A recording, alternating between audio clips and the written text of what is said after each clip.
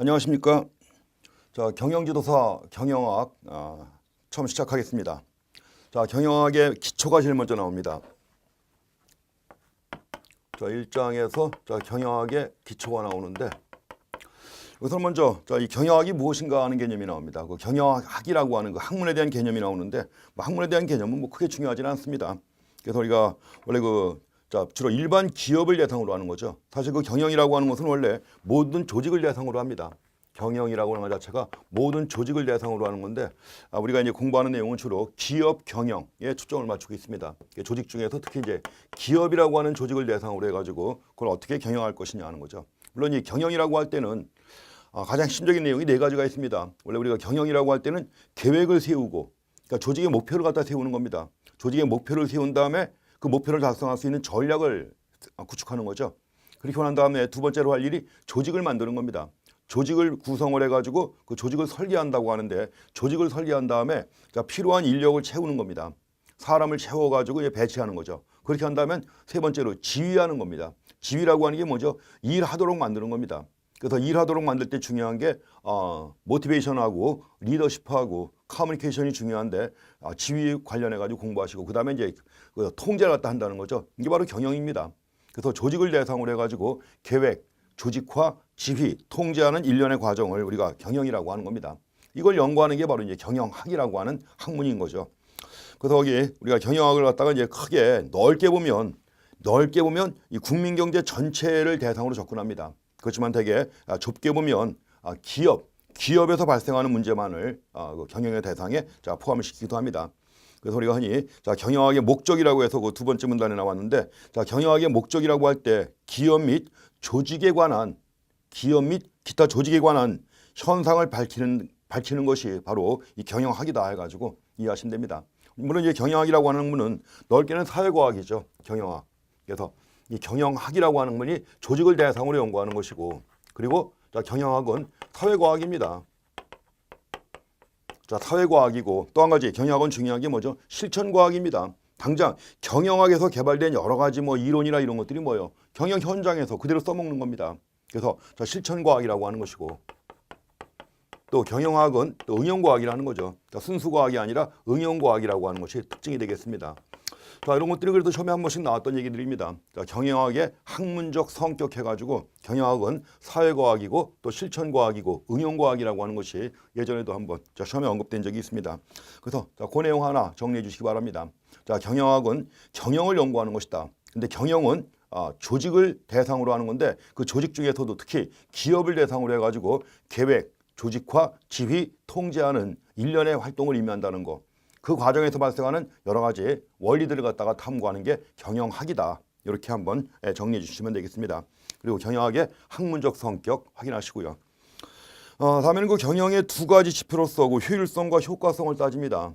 원래 어떤 학문이든 간에 다 그 학문이 추구하는 중요한 가치가 있습니다. 그래서 예컨대 법학을 공부할 때는 정의가 법의 이념이 되고 있으니까 정의를 갖다 중요시하잖아요. 또 예컨대 경제학 같은 경우에는 효율성을 중시합니다. 효율성과 함께 형평성을 중시하는데 경영은 어떠냐? 경영은 효율성과 함께 효과성 두 가지를 가지고 따집니다. 그래서 이제 경영학의 지도 원리라고도 하고 또는 경영학을 지배하는 사고방식이다 이렇게 얘기를 하는데 어쨌든 간에 경영을 평가할 때 두 가지 지표가 있습니다. 경영의 두 가지 지표라고 해가지고 효율성을 얘기하고 또 한 가지가 효과성을 얘기합니다. 효율성은 efficiency라고 그래요. efficiency가 뭘까요? 우리가 효율성이라고 할 때는 비용을 절감하는 겁니다. 비용을 절감하고 그러면서 또 효과를 갖다가 효과라고도 하고 이거 편익이라고도 합니다. 편익이라고도 하는데 효과를 갖다 최대화하는 거예요. 비용을 절감하면서 효과를 최대화할 때 효율성이라고 하는 거죠. 그래서 우리가 원래 경제학에서 강조가 되던 원칙입니다. 경영학이라는 학문도 경제학과도 밀접한 관련이 있죠. 또 근데 이 경영학에서 이 조직 행동이라든가 인적 자원 관리 같은 경우에는 심리학이라든가 사회학 같은 것들도 함께 관련이 있습니다. 그래서 특히 그 조직 행동 같은 경우에는 심리학, 사회학, 또 문화인류학, 또 경제학 이런 여러 전문 분야 학자들이 공동으로 연구를 합니다. 그래서 여러 학문들과 연계가 되어 있는 건데 그래서 당연히 경제학과도 관련이 있으니까 경제학에서 효율성이라고 할 때 보통 경제 원칙이라는 개념을 제시해요. 아주 일반적으로 언급할 때는 경제 원칙은 최소의 비용으로 최대 효과를 얻는 것이다. 이렇게 얘기를 합니다. 그래서 우리가 흔히 효율성이라고 할 때 항상 자 비용을 최소화하면서 또 효과 즉 또는 편익을 최대화하는 것이다. 그래서 자 이 경영에서도 마찬가지로 비용을 절감하는 게 굉장히 중요하죠. 그러면서 목표를 갖다 극대화하는 것도 중요하잖아요. 이것이 있고 또 한 가지는 효과성이 있습니다. 자 효과성이라고 해가지고 이 효과성이라고도 하고 또 유효성이라고 하는 표현을 쓰기도 합니다. effectiveness라고 해서 효과성이라고 하는 건데 이거는 자 목표의 달성 여부를 얘기하는 겁니다. 목표의 달성 여부를 얘기하는 거죠. 물론 여기서 목표라고 하는 것은 사전에 정해진 목표가 있죠. 어느 조직이든 간에 그 조직의 목표를 정하잖아요. 목표를 정한 다음에 그 목표를 사전에 정해진 목표를 달성했느냐 못했느냐 하는 것이 바로 효과성이라고 하는 겁니다. 그래서 자 효율성과 효과성 두 가지에 대해서 확인하시고요. 물론 이것도 자 시험 문제 여러 번 나왔던 겁니다. 효과성과 효율성에 대해서. 그래서 근데 효율성이라고 할 때는 달성된 결과와 그 달성된 결과를 갖다 얻기 위해서 얼마나 많은 자원이 사용됐느냐는 거죠. 그 자원의 사용량을 최소화해야 되는 거죠. 그렇게 함으로써 이제 자 회수율이라든가 능률 자 이런 개념과도 연계시켜서 자 효율성 개념을 얘기합니다. 반면에 이제 자 그 계획된 활동이 얼마나 실현됐는가 하는 거 이게 바로 효과성이 되겠습니다. 이렇게 해갖고 자 효율성과 효과성 두 가지 확인하시기 바랍니다. 그 뒤에 그 그림이 나왔는데 이 그림은 스티븐 로빈스라고 하는 그 아주 유명한 책을 쓴 학자입니다. 그 스티븐 로빈스가 쓴 그 교과서에서 나와 있는 자 그런 그림인데 자 수단은 가급적이면 줄여야 되는 거 자원 이용은 최소화해야 되는 거죠. 그래갖고 비용을 최소화한다. 바로 이제 수단과 관련해서 효율성을 얘기하는 것이고 결과와 관련해 가지고 효과성을 얘기하는 건데 목표 달성은 최대한 늘려야죠. 결과는 극대화하는 겁니다. 이렇게 함으로써 조직이 추구하는 목표를 가장 적은 비용으로 달성할 수 있어야 된다는 거죠. 이걸 그런 원리를 갖다 공부하는 게 바로 또 경영입니다. 자 이렇게 해서 그런 내용들을 한번 좀 체크해 주시고요. 자 다음에 그 뭐 경영 마인드하고 행정 마인드가 나오는데 뭐 별로 중요한 내용은 아닙니다. 그래서 그 경영 마인드하고 행정 마인드고 차이점 표로 만들어 놨는데 자 한 번씩만 읽어보시기 바랍니다. 자 다음에 그 경영학의 두 흐름이 나와 있습니다. 원래 그 경영학이라고 할 때는 사실 그 경영학이 시작된 것은 독일 경영학이 아주 오래됐습니다.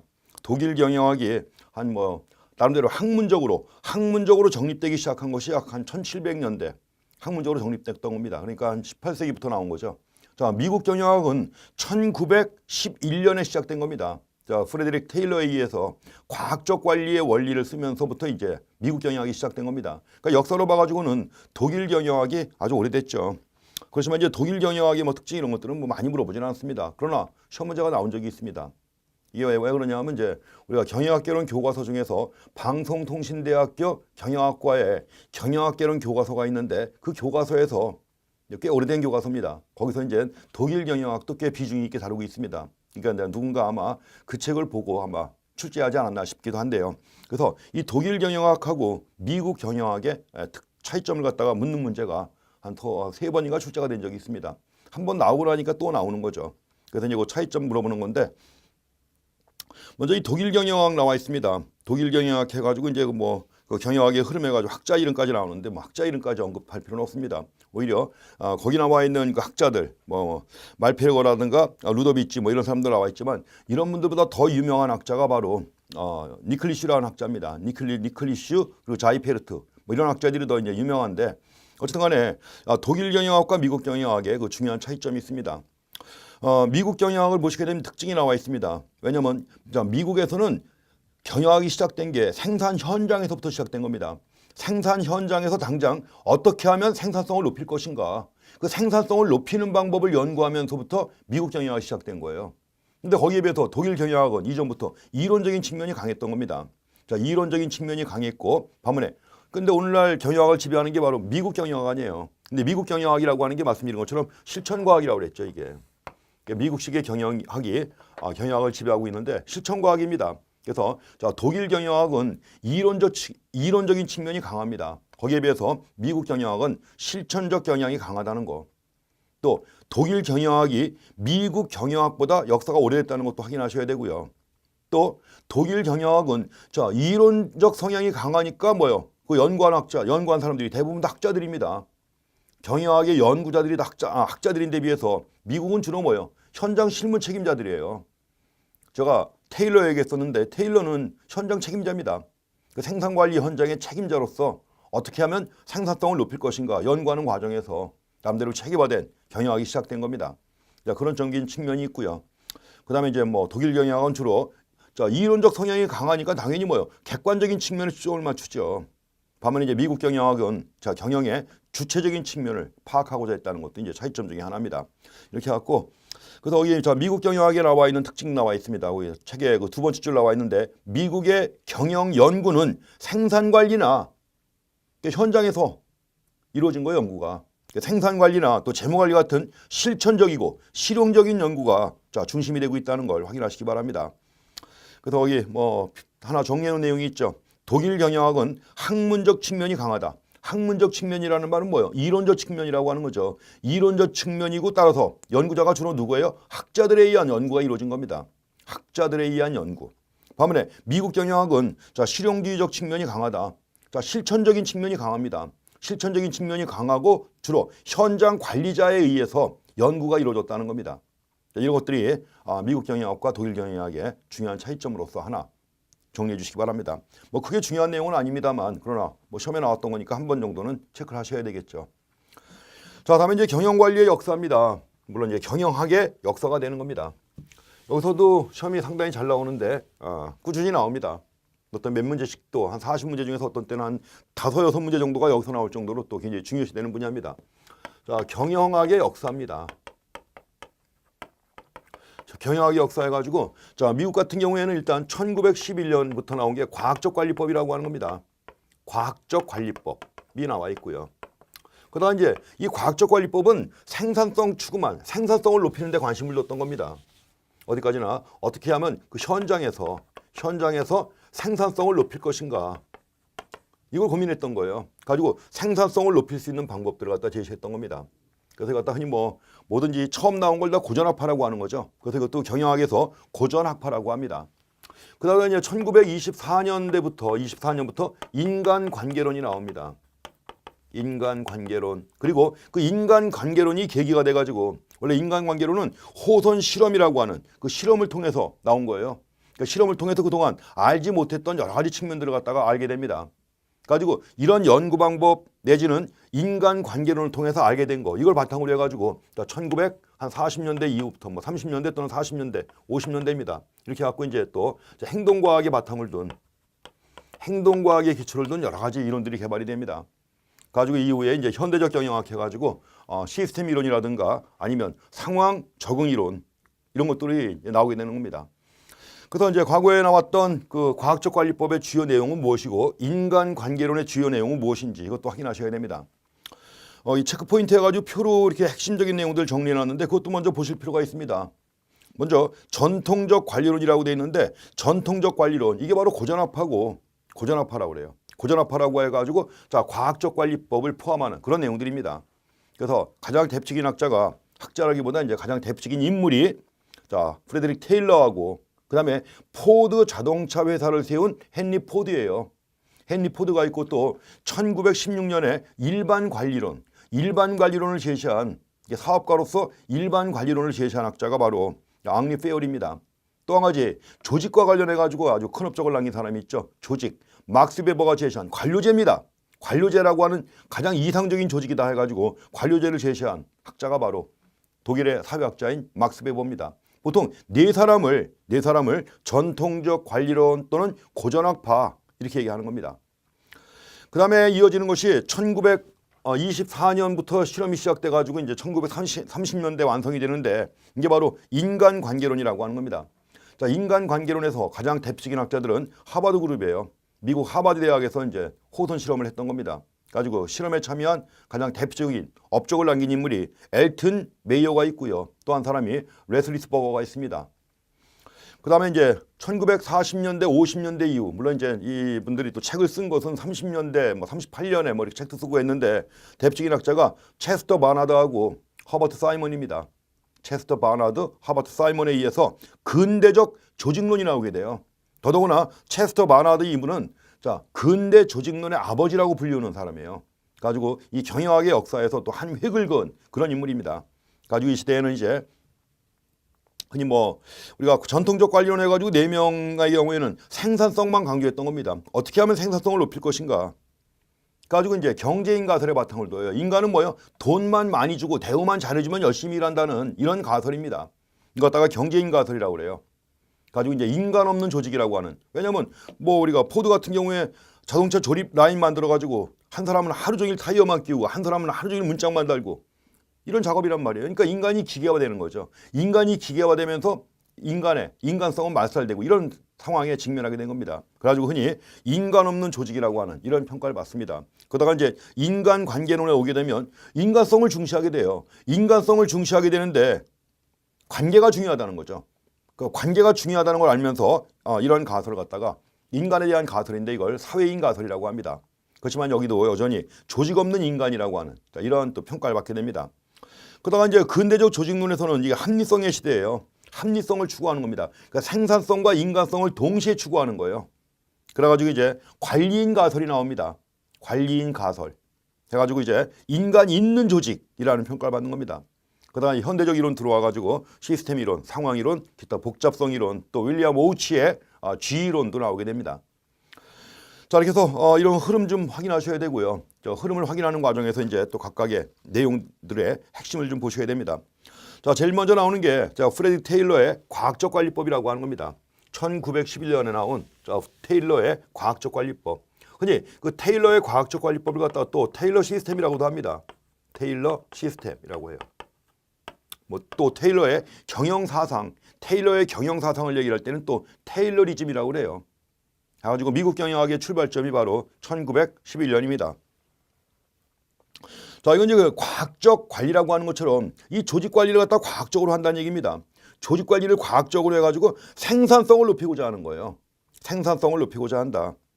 가지고 원래 테일러가 그 현장 책임자로 맡아가지고 현장을 보니까 이건 뭐 그냥 될 대로 되라는 식의 이런 관리가 이루어지고 있었던 거예요.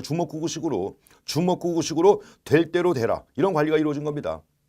그래서 원래 테일러가 이 과학적 관리를 주장하면서 테일러가 주장한 과학적 관리 이전의 관리를 갖다가 뭐라고 하느냐, 표류 관리라고 불렀어요. 표류 관리.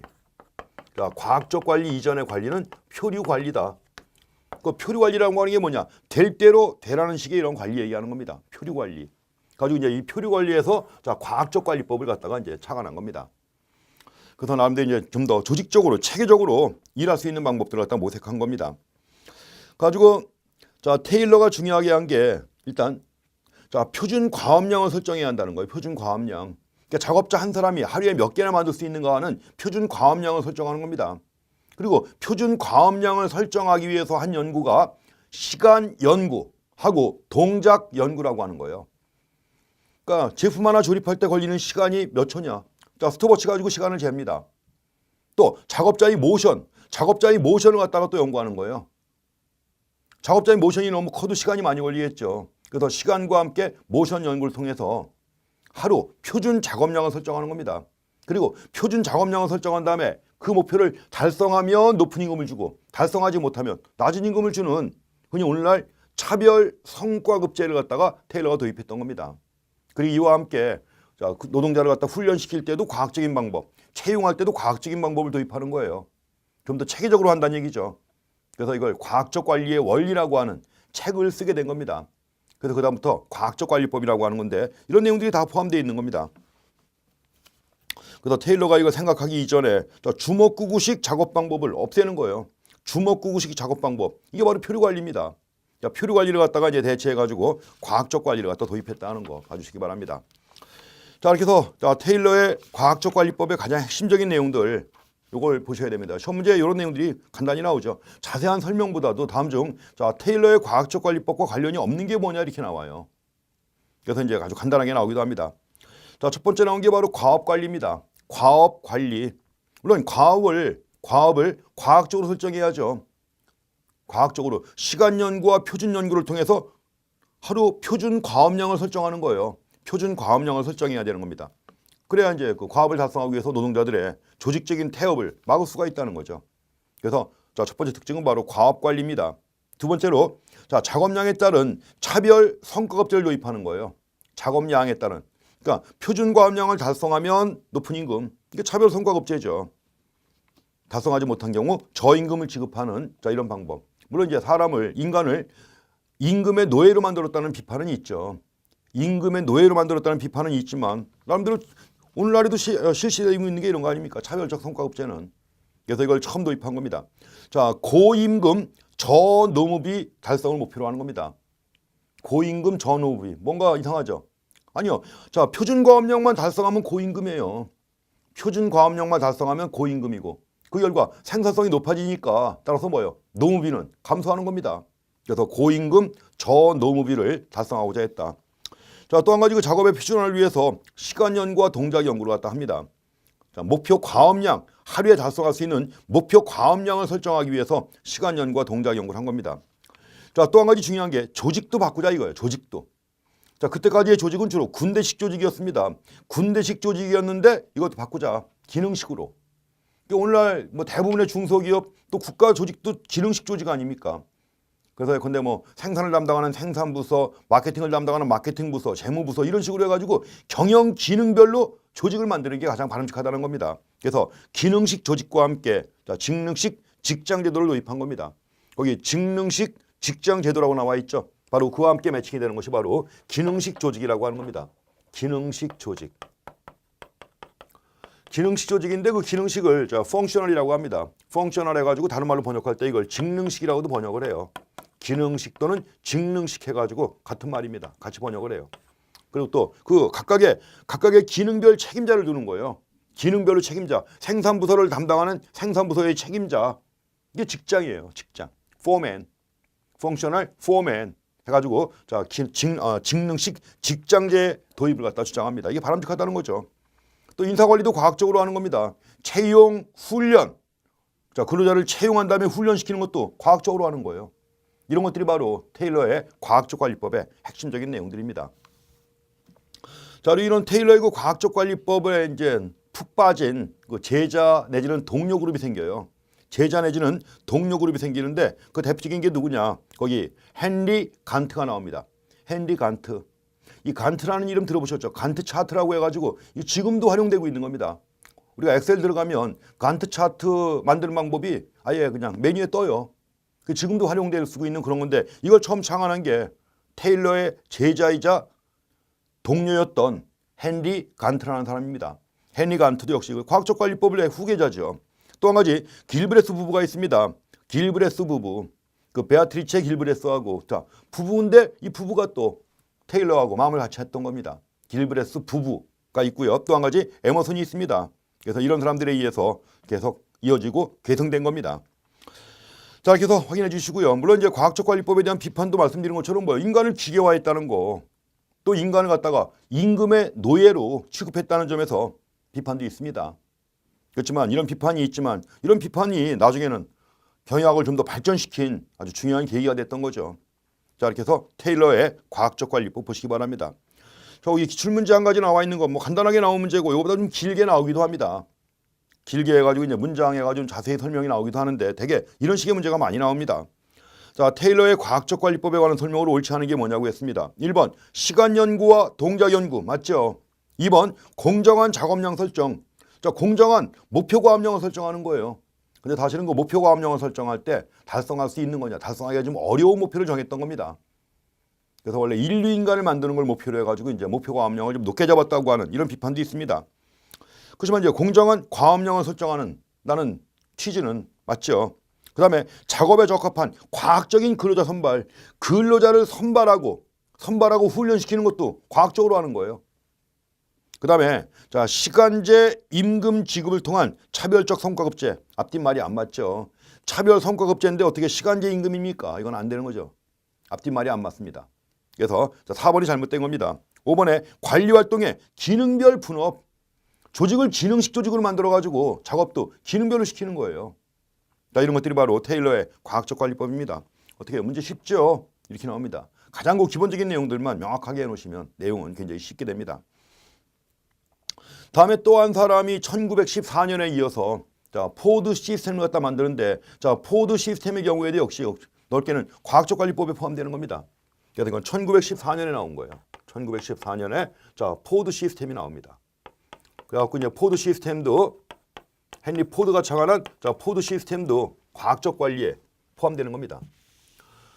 잘 아시겠지만 헨리 포드가 자동차 조립 공장을 만들면서 컨베이어 시스템을 처음 도입한 거예요. 이동식 조립법이라고 하는 거죠. 이동 조립법. 자, 제품은 이동해가면서 제품이 계속 돌아가면서 중간중간 완성을 시켜나가는 거예요. 부품을 계속 조립해가면서 라인 맨 끝에 가면 완성차가 나오는 거 아니에요. 이런 방식입니다. 그래서 이거 갖다가 컨베이어 시스템 해가지고 이동 조립법이라고 합니다.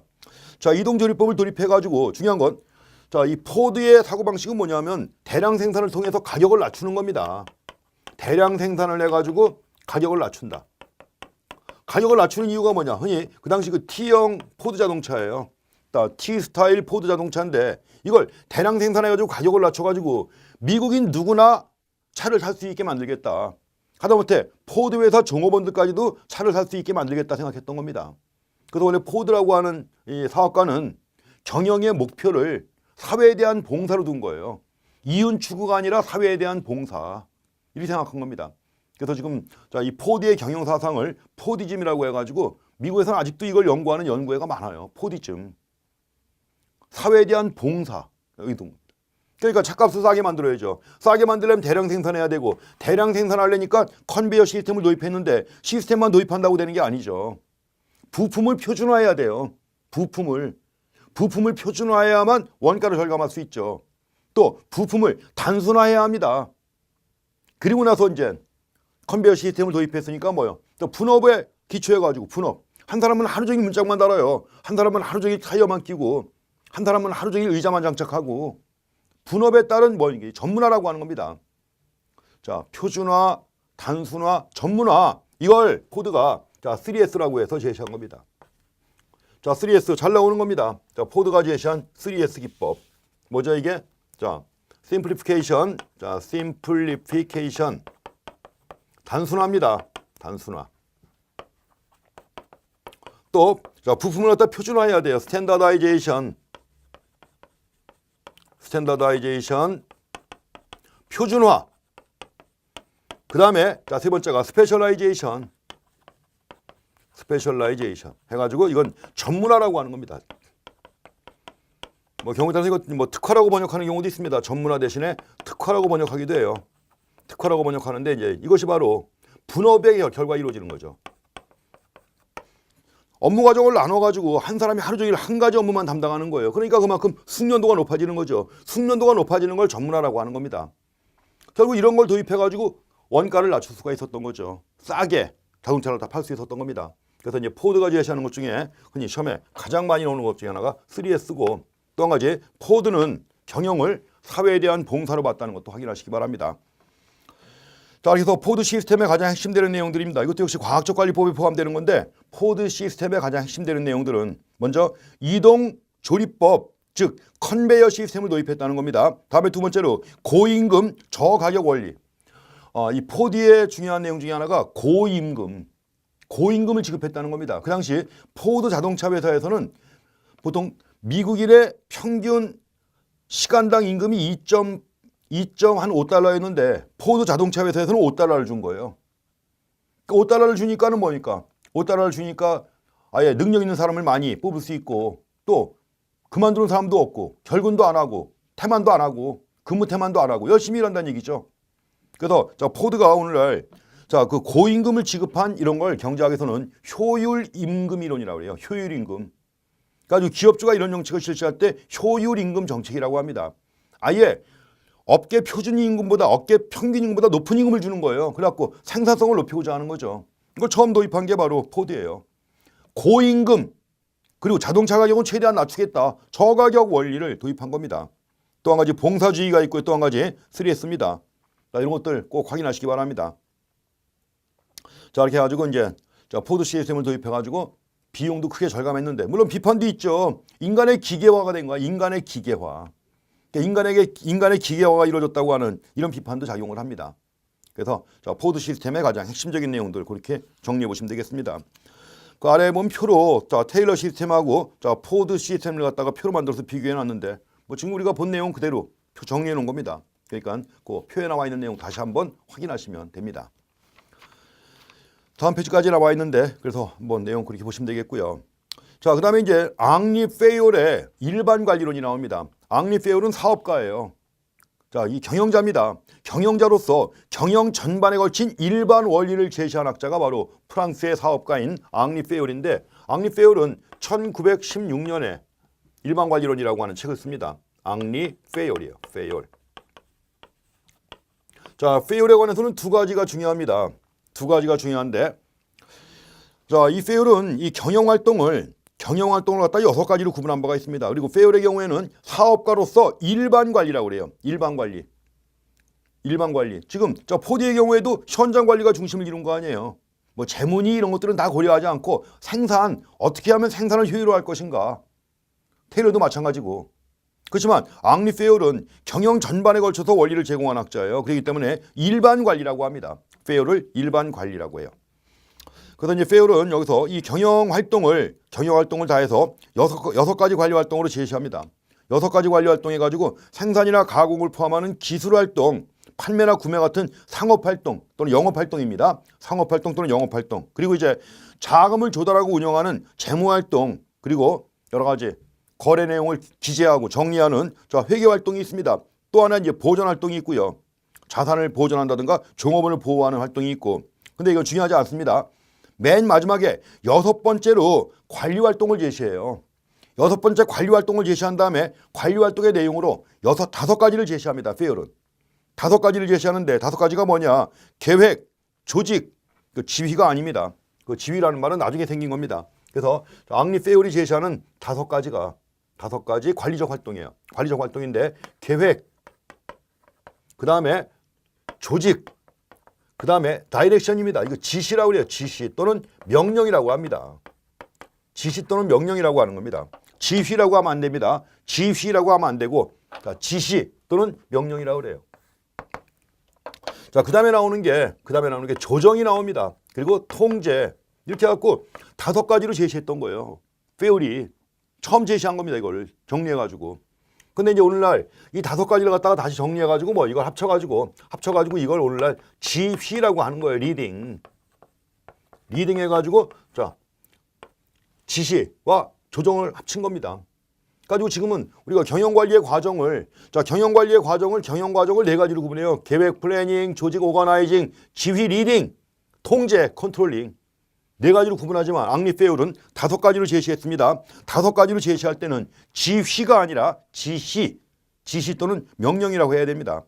가지고 그 5가지 활동 확인하시기 바랍니다. 페올이 얘기하는 관리 5요소입니다. 계획, 조직, 지시, 조정, 통제 5가지 봐주시고, 그 다음에 이 5가지와 관련해가지고 14가지 경영원칙을 제시해요. 14가지 경영원칙을 제시하는데 그 14가지 경영원칙도 정리하셔야 됩니다.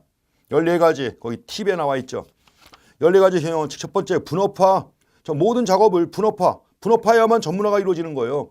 분업을 해야만 전문화가 이루어질 수 있는 겁니다. 분업을 해가지고 한 사람이 한 가지 업무만 계속 담당할 때 숙련도가 높아지잖아요. 전문화가 이루어진다. 다음에 2번째는 권한과 함께 책임을 줘야 합니다. 책임도 모르면서도 권한을 줘야 되는 거죠. 권한과 책임을 함께 준다. 지금도 많은 조직에서는 권한 없이 책임만 묻는 경우가 많이 있잖아요. 그걸 일찍부터 알았던 겁니다. 권한과 책임. 그 다음에 또 한 가지, 규율을 정한 다음에 모든 구성원들이 규율을 지키도록 만든 것이고, 명령 통일입니다. 명령 통일. 명령은 뭐예요? 일관되게 한 사람으로부터만 명령을 받아야 되는 거예요. 한 사람의 상사로부터만 명령을 받아야만 조직의 업무 흐름이 명확해지고 또 생산성도 높아지는 거죠. 자, 지휘 통일도 있습니다. 지휘 통일. 이것도 이제 명령도 통일적이어야 되고 일관성이 있어야 된다는 얘기입니다. 그 다음에 조직의 목표와 개인 목표가 충돌하는 경우, 앙리 페올은 조직 목표가 우선돼야 한다고 본 겁니다. 개인의 목표와 조직 목표가 충돌할 때 조직의 목표가 우선돼야 한다는 것이 앙리 페올의 사고방식이에요. 자, 공정한 보상과 또 기타 집권화, 계층화, 질서와 순서 또 공정해야 합니다. 그 다음에 이제 고용보장이 이루어져야 돼요. 자, 이직률을 낮추고 그 다음에 사원들에게 숙련도를 계속 높이게 하려면 이직률을 낮춰야 되겠죠. 그러기 위해서는 고용을 보장해야 됩니다. 숙련도를 높이기 위해서. 그 다음에 구성원들에게도 자율과 또 결정권을 갖다 부여하는 겁니다. 자율권이라고 하는 거죠. 기타 이제 협동심을 갖다 부여한다는 거. 그래서 앙리 페올이 제시한 14가지 관리 원칙이에요. 이것도 기억하시기 바랍니다. 이 기출문제 분석이 나와 있습니다. 앙리 페이얼이 제시한 경영활동, 즉 관리자가 해야 될 의무다 해가지고 5가지 요소를 갖다가 제시했습니다. 옳지 않은 게 뭐냐고 했습니다. 말씀드린 것처럼 계획, 조직화, 지시 또는 명령, 조정, 통제 5가지가 있는데 처음에 잘 나옵니다. 그래서 아닌 것은 2번에 실행이 아닙니다. 그렇게 체크해 주시고요. 자, 하나 더 고전학파의 견해. 자, 막스 베버의 관료제론 보겠습니다. 우리가 관료제를 갖다가 비로크라시라고 합니다. 관료제를 가리켜서 비로크라시 얘기를 해요. 자, 막스 베버가 가장 바람직한 관료제 모형 제시한 겁니다. 원래 이제 그 지배 방식을 막스 베버는 그러니까 이 권력의 지배 방식을 3가지로 구분해요. 전통적 지배와 카리스마적 지배, 합법적 지배, 3가지로 구분합니다. 자, 전통적 지배, 그리고 카리스마적 지배, 그리고 합법적 지배 해가지고 3가지를 제시한 건데 이 중에서 합법적 지배가 가장 바람직한 형태라고 하는 거죠. 가지고 이와 관련해가지고 이제 막스 베버의 관료제론의 몇 가지 특징을 제시합니다. 그래서 관료제라고 하는 것이 가장 이상적인 조직 형태라고 하는 겁니다. 그래서 관료제의 특징해가지고 먼저 관료제니까 계층 구조를 이루고 있습니다. 조직은 다 계층 구조. 그래서 계층 구조를 갖다 이루고 있다는 거. 물론 여기서 이제 계층 구조를 갖다 이루고 있을 때 뭐 승진을 한다거나 이럴 때는 뭐예요? 개인의 능력이 중요하다는 겁니다. 능력에 따라 승진도 이루어지고 해가지고 그 계층을 자꾸 올라가는 거죠. 원래 관료제라는 게 가장 기본적으로 그 계층제를 전제로 한 겁니다. 또 한 가지 룰을 지키고 룰에 따르는 이런 행정을 갖다가 강조했던 겁니다. 관료제의 문제점 중에 하나가 경직적이라는 거죠. 지나치게 경직적이라는 것도 문제점 중에 하나인데 바로 너무 규칙이나 규율만 따지기 때문에 그런 거죠. 규칙이나 법규에 의한 행정이 이루어진다는 거. 그다음에 또 한 가지가 문서주의입니다. 관료의 모든 업무는 공식적 문서에 의해서 행해진다는 겁니다. 문서주의. 그다음에 또 한 가지 업무 영역의 전문성을 제시합니다. 그래서 모든 직책은 다른 직책의 직무들하고 명백하게 구별되는 직무가 잘 정의된 권한 영역이 있다는 겁니다. 자, 이런 것들이 관료제론의 중요한 특징들입니다. 자, 시험 문제 나올 때는 물론 관료제의 장점, 단점 이런 것들 같이 나옵니다. 그래서 팁에다가 정리해놨는데 장점이라고 할 때는 전문화가 이루어진다는 거죠. 전문화. 그 다음에 이제 구조와 또 예측 가능성, 안정성, 합리성을 추구한다는 거. 반면에 단점도 있습니다. 단점은 자발성이 결여가 되고 또 창의성이 부족하다. 환경 적응력이 미흡하다. 경직적이에요 좀. 그 환경이 변화할 때 관료제 체제하에서는 쉽게 환경에 적응할 수가 없다는 겁니다. 또 매너리즘에 빠지기 쉽다는 것도 단점 중에 하나입니다. 또 지나치게 형식주의, 절차주의, 문서주의에 얽매인다는 거 이런 것들을 단점으로 지적합니다. 그래서 베버의 관료제까지 해가지고 우리가 고전학파의 고전적 관리론의 내용을 이렇게 정리해 보시기 바랍니다. 뭐 항상 가장 기본적인 내용들이니까 잘 확인하셔야 됩니다. 자, 이번 시간 여기까지 하겠습니다. 자, 수고했습니다.